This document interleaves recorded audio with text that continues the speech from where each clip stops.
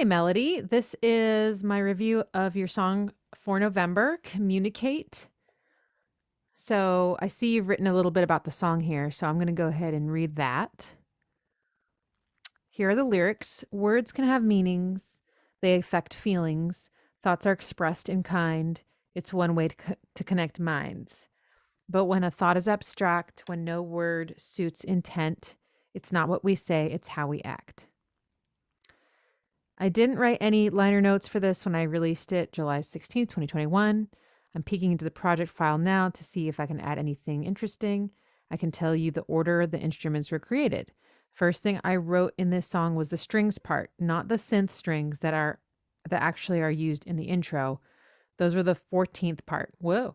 In order of creation. In other words, the song started from that chord progression idea. Next came the kick drum, and right after that, the piano part. The next part was the 303 line that starts at 416. Then came the sax that starts responding to calls at 510 in the arrangement. The next part I created was the boot stomp drum groove. Ooh, boot stomp. That starts at 117. Then the clap that first appears at 234. Then the lead 303 that arrives to the arrangement at 650. Then the snare groove that first meets us at 507. Then the synth brass part that appears at 650, then the cymbal groove that starts just before 6 minutes. Next came the cowbell groove that precedes it by quite a bit in the arrangement, first showing up at 325. Up to that point, this was a 16-bar loop with a couple of alternate takes for the sax part. Only after I had all of these things did I start writing the arrangement beyond the 16-bar loop. And only then came the synth strings that start us off from the intro. One before last was the vocal track, and last was the second 303 lead, the one that starts at 325. Phew. Well, I will try to keep this in mind while we listen. So let's get to it.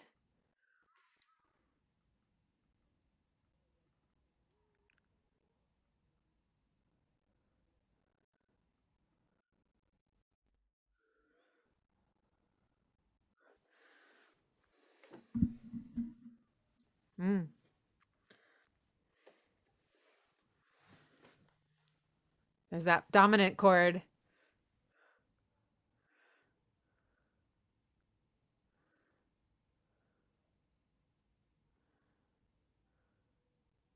Ah.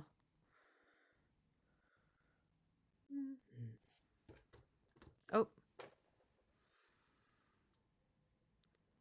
I think maybe my sound isn't being patched through, so I'm going to start it over.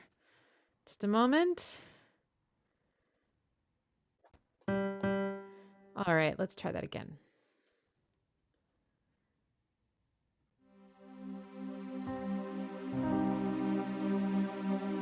C minor.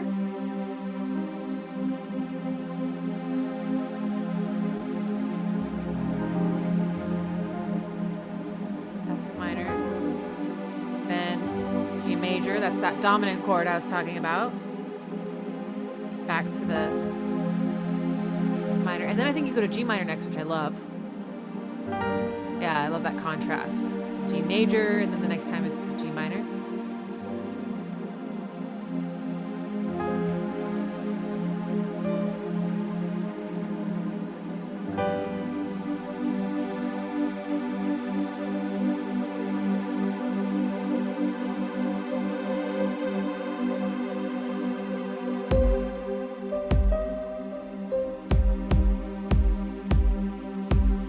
And let's do the whole thing, and then I'll go back and comment.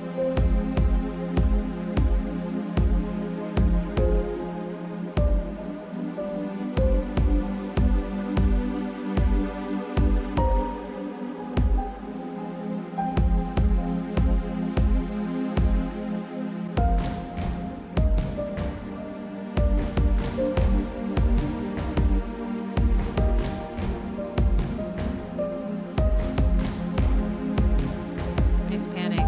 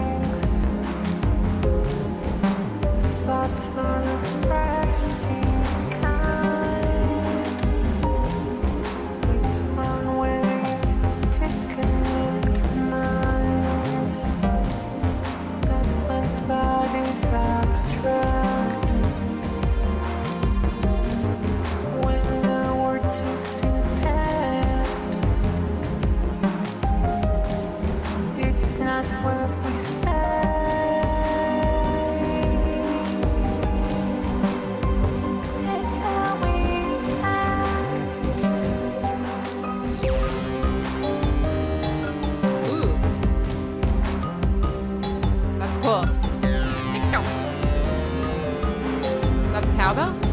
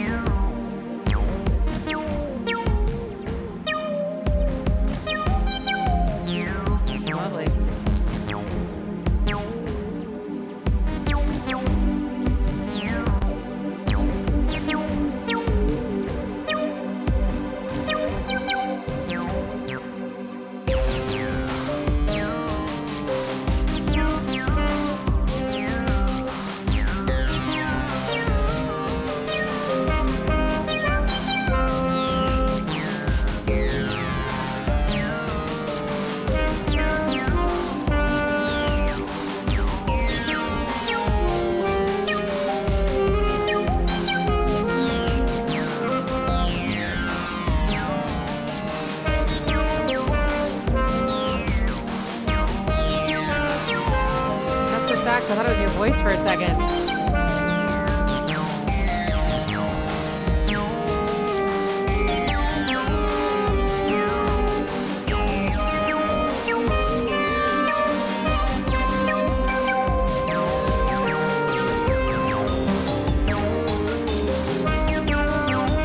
I love those cowbells.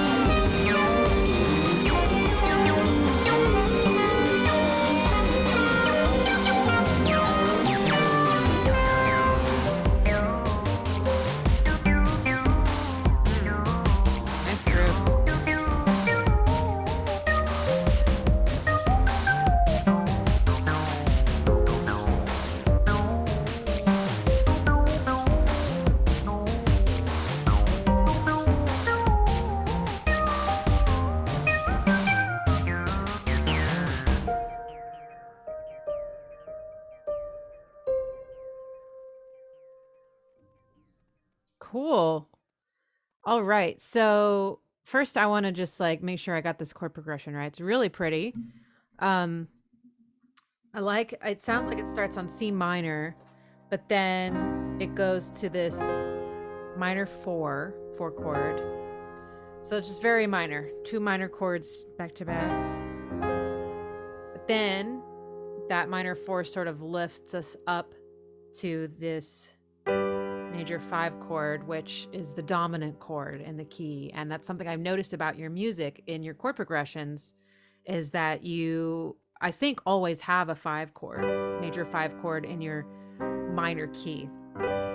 And that creates this very like classical sound because that's what the classical musicians were doing in minor keys. They typically weren't, I mean, I don't have really authority to speak too much about this, but in my observations and some of my studies, uh, the classical musicians in the classical era, from what I understand, invented a whole scale, the harmonic minor scale, just so that they could have that major 5 chord with the leading tone back up to the tonic. Oh, sorry. Which doesn't naturally exist in the minor key. It's usually a minor 5. They didn't like that, so they were like, ah. So that's a very classic cadence in classical music. I've said classical so many times in this video. So minor 1, minor 4, brightening up to this major 5, but then instead of going back down to 1, you bring us back to the minor 4 chord. So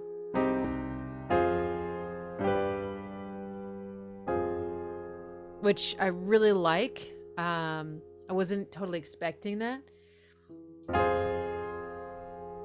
And then we stay there for a bit, and then we go to the 5 chord again, but this time it's minor. And I really like that choice because it's just a little unexpected. It changes the flavor of everything. And now these are all minor chords.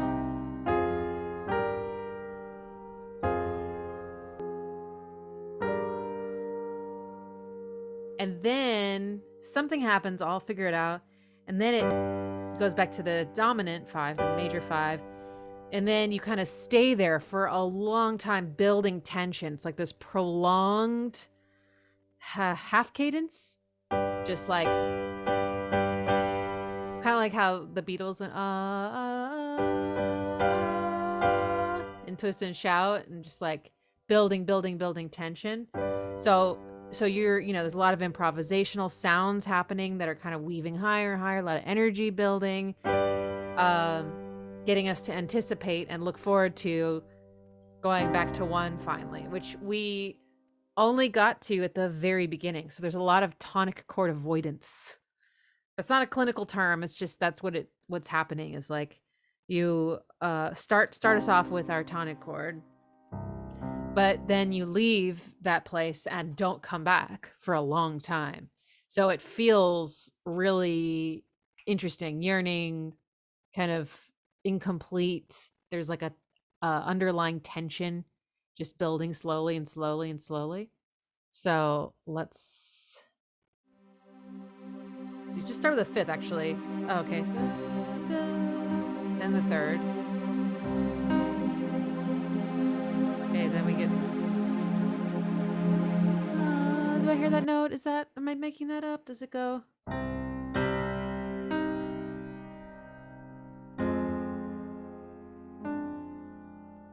That also sounds very classical. What is that chord?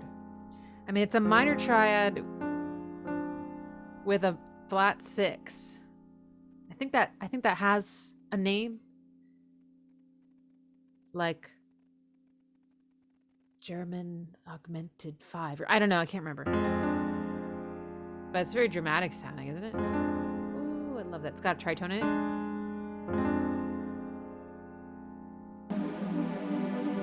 Then we go.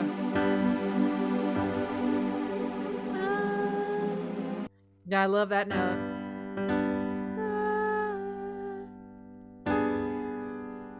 Okay, that's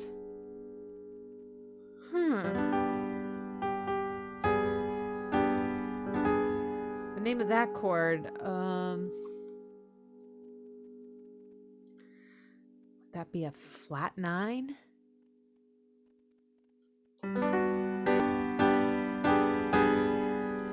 It's very tense. So you've got this minor 9th. So it's a great way to build tension. You really, really want that note, which is only a half step above G, to resolve. Let's see what happens. Oh, but it doesn't. Oh, nice. There's our minor 5. Okay, so then you go... Oh, sorry.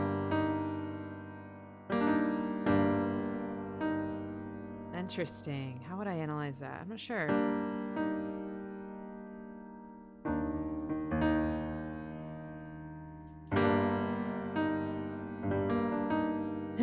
X-Files. Oh, wait. Is it the same thing as you did before? How come that's different? Oh, that wasn't... Oh, I got the other chord wrong. The F minor chord, when you go... That's not a flat 6. That's a regular 6. So it's like an F minor add 6. That one. And then we have our... That's interesting. It kind of fools my brain into thinking you're playing like an inverted E flat major chord or something. Okay, let's keep going. Okay, so it just goes up. That's really nice. I noticed there were several sort of ascending lines that were following patterns that I really felt worked for the composition. So that's one of them.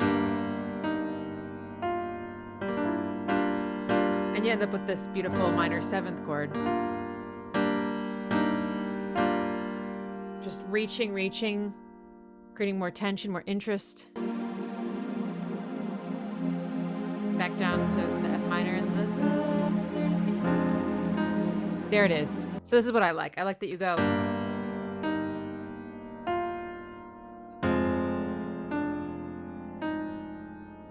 You hear this? Oop. Ascending from the 5th of the chord. Same here. But in a slightly different way. That's just really nice. Nice variety, but nice repetition. Okay, then we go to that dominant chord, right? Stay here for a bit.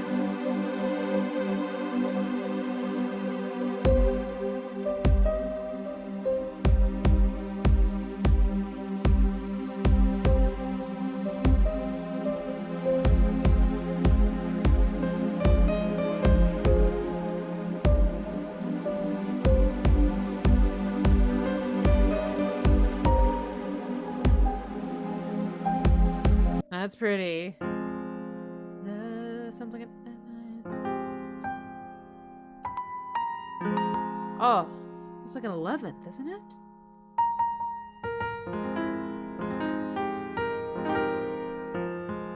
Seventh, 9th, 13th? 7th, 9th, 11th, 11th. This is an 11th chord, or it sounds like that. You know, I'm not playing all these notes, but that's just me fleshing it out. It's very pretty.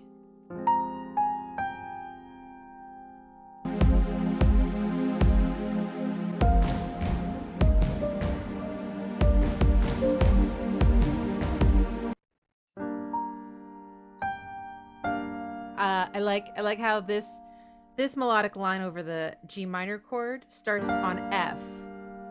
So you're just, I feel like you're utilizing, whether intentionally or not, you know, a lot of chord alterations and extensions. You're ornamenting your chords in a really beautiful way that seems to be very effective, cohesive in your composition. Something for us to hold on to. Nice arrangement choices. So we have essentially, and then we have maybe. How pretty is that? Oop, oop, oop, oop, oop. So you start here, tension.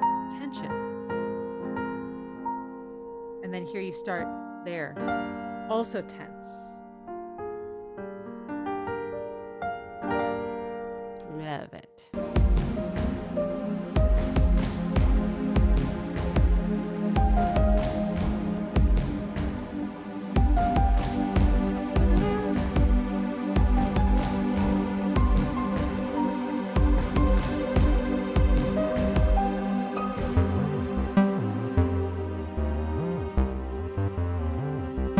Okay, different strings. I hear that.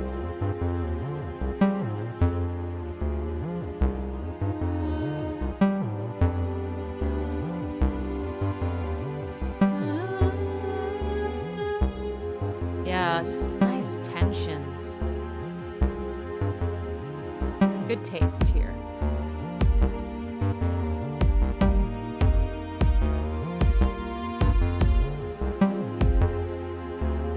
You're making your chords sound, giving them kind of movement and purpose and connectivity with each other with these ascensions.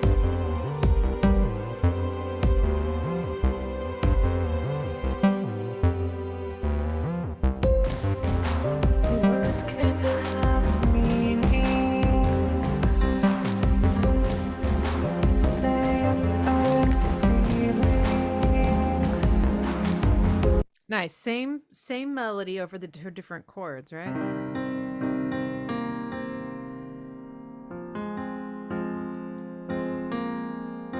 Sounds really nice. I must play it up an octave higher or something.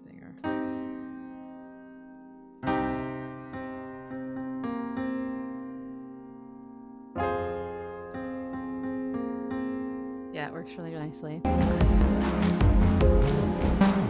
Thoughts are expressed in variation. It's one way to connect minds. That when thought is abstract. That's super pretty.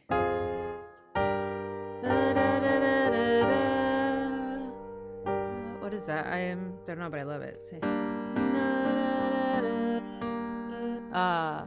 Add 4, add 11, add something. Tension is so pretty.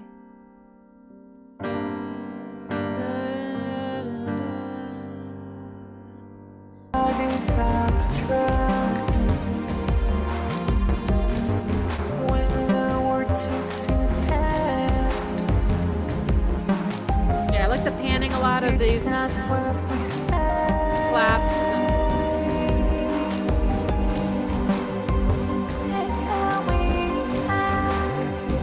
I like this. I like how, like, I feel like in your lyrics, it's how we act is like sort of the answer to the question, you know, it's the peak. It's the punchline, so to speak. And I love that how it happens on this dominant chord, and you go higher than ever, and you really hit the chord with what makes that chord sound that way.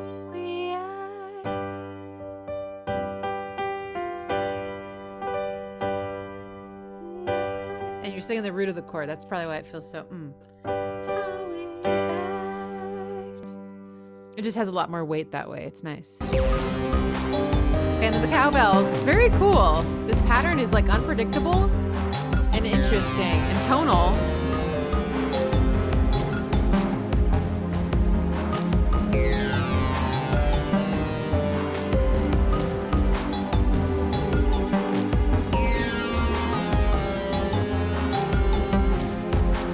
Very longing, almost vocal sounding. Is that 303?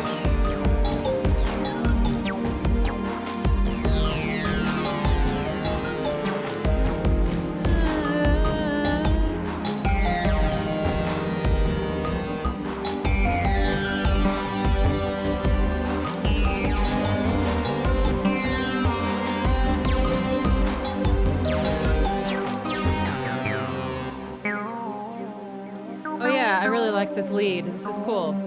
I love all these little...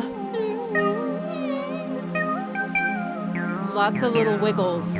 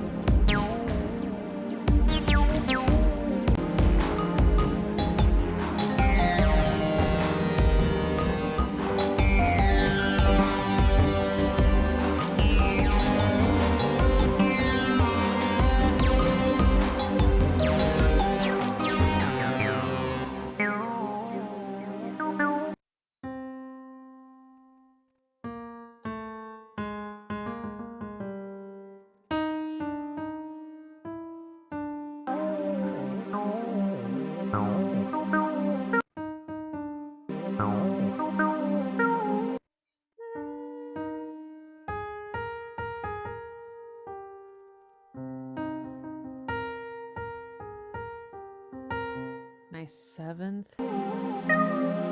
Okay, this is my favorite part. This part it goes essentially. I know I'm not gonna get credit.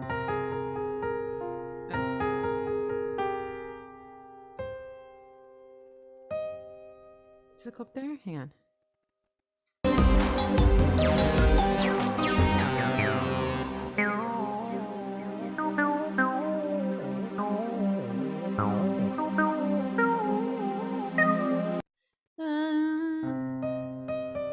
So we have this. So, okay.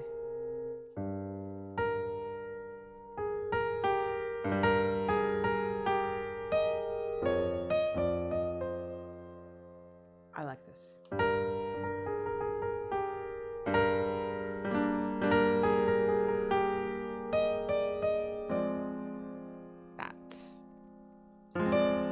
That's what I hear. The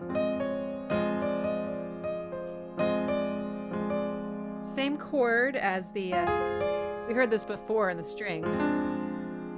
I gotta find out what that is. Minor triad with a 6th added.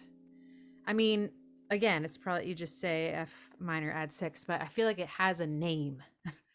It should. This should have a name, shouldn't it? Yeah, like German something. I don't know. German 6. It's just really, because that tritone, I don't know. There's something about it that sounds, I don't know. It just makes me feel things. You know?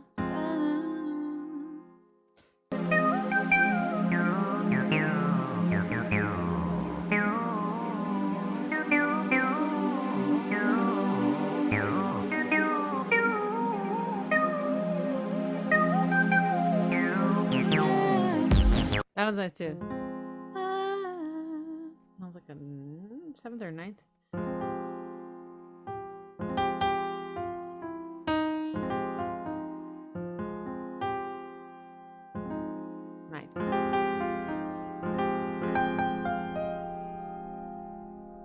Yep.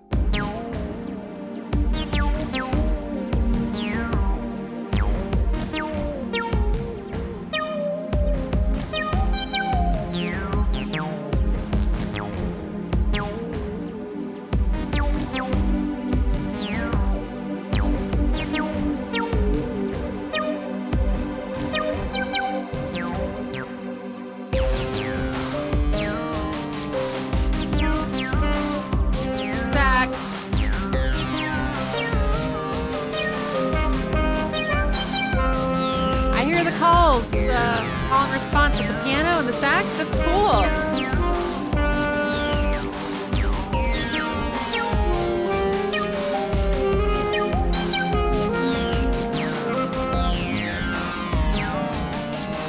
Wasn't sure if I heard that right, but it sounded at one point like your piano played something and then the sax played it, or vice versa. So like very literal call and response. That was nice.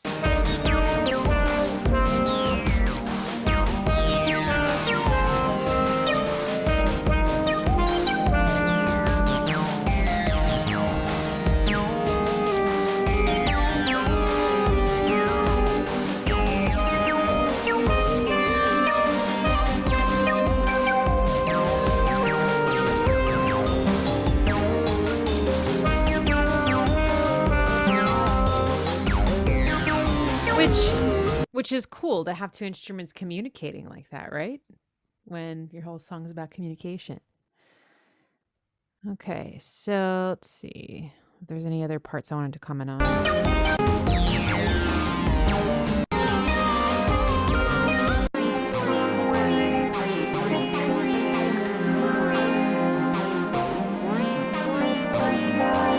Oh yeah, I like this. This is great. I love this.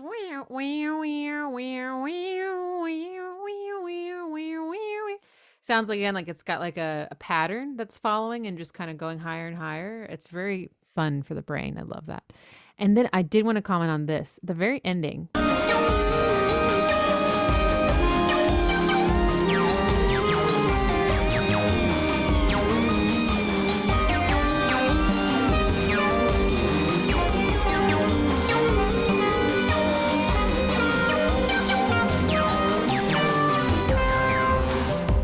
I love this part. What a groove.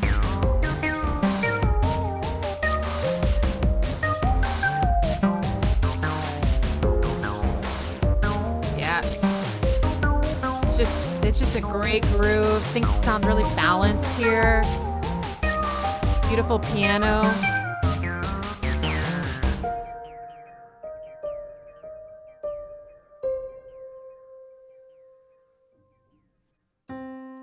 And you ended everything on C. That's nice. Cool. That was awesome, Melody. Well, I think that's all for now, but thank you for the opportunity. That's really neat. That's a cool song. And I'll put the link to the Bandcamp, to the song on Bandcamp in the description in case anybody who watches this video wants to check out the rest of your music or download anything or buy anything. All right. Bye.